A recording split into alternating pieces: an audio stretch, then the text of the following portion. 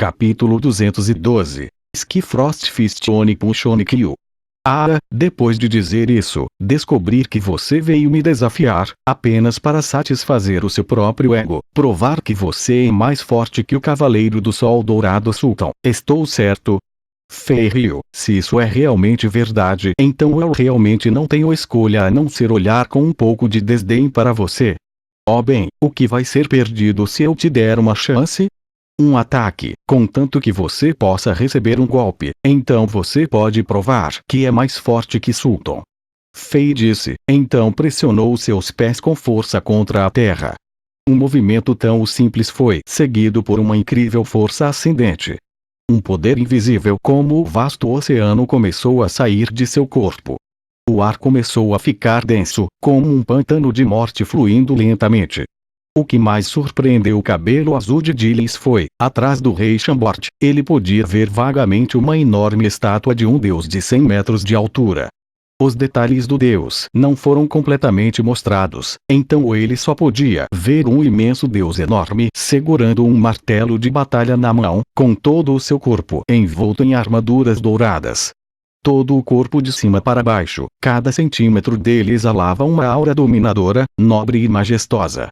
Este meu ataque é chamado de punho gélido celestial. Um soco. Fei deu um passo à frente e 2 punhos dispararam 2 socos consecutivos como um raio, um após o outro. As marcas de punhos transparentes começaram a aparecer e solidificar no vazio, aparecendo uma após a outra e constantemente se empilhando uma sobre a outra, formando um punho de vidro brilhante quase cristalino. Cada dedo, cada articulação, cada linha, cada unha e até mesmo os vasos sanguíneos sob a pele podiam ser vistos claramente. Os punhos eram como se tivessem vida dentro deles, contendo as milhares de mudanças nas artes marciais. O número Pro-Uma na geração mais jovem do portão Offspring, Dilis franziu o senho em nervosismo. Dos punhos brilhantes que enchiam o espaço, ele sentiu uma pressão sem precedentes. A força de seu oponente estava muito além de sua imaginação. Técnica de energia de batalha de fogo. Sopro do Rei Besta.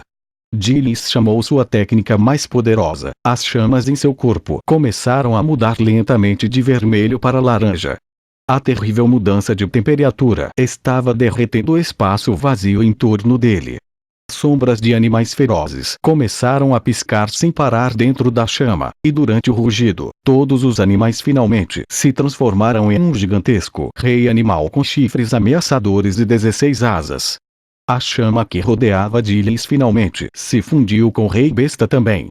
Quando este mestre número 1 do portão Offsprings começou a atacar Fei, o Rei Besta flamejante rugiu de raiva quando voou para frente no vazio com suas 16 asas estendidas ao vento. Esse sopro do Rei Besta era de fato uma técnica de energia de batalha extremamente poderosa, seja em termos de força ou dano. Na verdade, não era mais fraco do que o ultimate do Cavaleiro do Sol Dourado Sultan. Como um mestre número 1 na geração mais jovem do portão Offspring, e chefe do clã em comando da Legião do Vento Veloz, o mais notável sucessor da família Ptolemy, ele realmente tinha suas razões para ser arrogante. Ótimo! Fei elogiou, suavemente soltou um suspiro e depois disparou o soco. Rumblé! O céu e a terra tremeram, e o diamante brilhante semelhante a um punho na frente dele silenciosamente se moveu, cortando o céu, brilhante como um meteoro, chocando tanto o céu quanto a terra. No momento seguinte, o Rei Besta de 16 asas e aquele punho brilhante colidiram de frente, e a energia explosiva emitiu um ruído que chocou o mundo. André e os outros apenas sentiram suas orelhas dominadas por esse som, e alguns soldados com menos força começaram a sangrar para fora de seus olhos, como se eles vissem o fim do mundo. O vitorioso e o perdedor seria decidido neste momento. O Rei Besta de 16 asas, que carregava a energia flamejante, nem sequer teve a chance de rugir, e seu corpo gigante já estava sendo penetrado pelo punho. A chama começou a vazar para todos os lados, e o punho brilhante passou casualmente pela chama laranja, trazendo um som agudo e penetrante em direção a Dilis atrás da fera. Ou não. O rosto de Dilis mudou. Ele não esperava que sua melhor jogada fosse brincadeira de criança em frente ao golpe do rei de Chambord, nem sequer o bloqueou por um momento. Dentro de um instante, a marca do punho já estava chegando na frente de seu rosto. Com o vento forte já soprando contra seu corpo e sua mente passando por um terremoto gigante, seu instinto marcial instruiu seu corpo a encher toda a energia do fogo em seus braços, e segurou em forma de cruz na frente de seu corpo para bloquear. O punho transparente instantaneamente destruiu a energia do fogo que protegia seu corpo, e os ossos de ambos os braços imediatamente se despedaçaram em incontáveis pedaços. O poder do punho afiado fez com que ele instantaneamente sentisse o sopro da morte. Seu corpo não tinha a menor resistência diante do poder nesse nível, era como um ovo sob um martelo de ferro, vulnerável como o inferno. Gillis só conseguia fechar os olhos e morrer. Mas o poder inigualável daquele punho de repente desapareceu sem deixar rastros pouco antes de chegar à frente de seu peito. Gillis abriu os olhos e olhou bem a tempo de ver o rei Chambord balançar a mão casualmente, e aquele poderoso punho se retirou, dissipando-se no ar. O choque em seu coração era indescritível.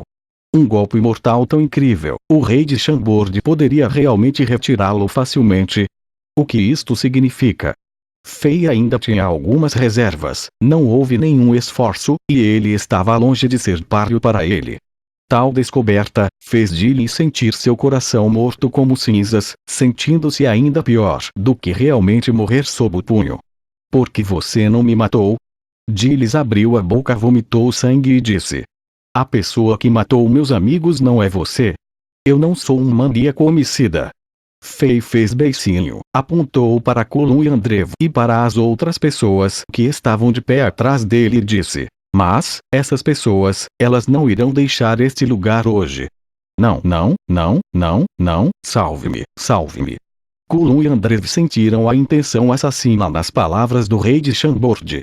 Seus rostos mudaram imediatamente e ficaram aterrorizados. Fei não disse outra palavra, estendeu a mão e uma enorme força gravitacional foi produzida. Ambos lutaram como se suas vidas dependessem disso, mas não adiantou, pois flutuaram e pousaram na frente de Fei. Eles caíram pesadamente no chão. Gillis queria impedi-lo, mas o ferimento em seu corpo tornava impossível canalizar qualquer energia. Dor severa viria no momento em que ele tentasse se mover. Rei de Chambord, Andrev é o comandante do acampamento do martelo gigante da Legião do Vento Veloz. Colum é um dos descendentes diretos da família Ptolemy. Os dois têm identidades nobres, não é alguém que um pequeno rei de Chambord como você poderia ofender. Eu sugiro que você não traga problemas para você. Gillis reprimiu sua dor e o suor do tamanho de um feijão começou a rolar por sua testa. Assim ele disse lentamente, mas com uma voz determinada. Fei não respondeu. Ousa matar? Sua Majestade, o rei, virou-se e olhou para o jovem negro Inzaghi. Sim. Inzaghi instantaneamente entendeu o significado de Fei. Seus olhos estavam trancados em Colum e Andrev, que foram reprimidos pela força de Fei de serem capazes de se mexer. A ardente chama do ódio ardia em suas pupilas. Onde estão as lâminas que eu te dei? Inzaghi ouviu, ele tirou a morte quádrupla e a toque da cobra da morte das bainhas escondidas em suas botas. As adagas escuras tinham uma aura arrepiante que podia penetrar nos ossos. Aqueles eram 2 punhais da morte. Essas 2 pessoas, você pode matar uma. Faça a sua escolha. Fei olhou para esse menino que foi consumido pelo ódio, dizendo lentamente. Inzaghi ficou em silêncio por um momento, depois caminhou lentamente para os 2. Essas 2 pessoas já tinham ficado assustadas ao ponto de perderem a cor humana. Especialmente aquele mimado jovem mestre Colum. Ele já estava mijando e cagando de sua bunda. Seu corpo ajoelhado não podia nem se mover quando ele piscou como um homem louco. A intenção implorando foi escrita em todo o seu rosto e ele até desejou que ele pudesse abraçar a perna de Inzaghi agora e chorar. Pof! Uma fonte de sangue saiu, atingiu a terra. Uma cabeça grande rolou no chão, e o corpo sem cabeça espalhou sangue sem parar. Inzaghi não se esquivou, o rosto, a mão e o corpo estavam cobertos de sangue que ainda emitia ar quente. Esse menino que ainda era tímido e gentil havia mudado completamente. Aquele tipo de temperamento de afinidade nem mesmo disposto a machucar nem mesmo um animal se foi. Neste momento, ele se transformou em um deus implacável de matar. Seus olhos não mostraram a menor hesitação. Não havia a menor ondulação em seu coração, e a mão que segurava a morte quádrupla estava firme como sempre.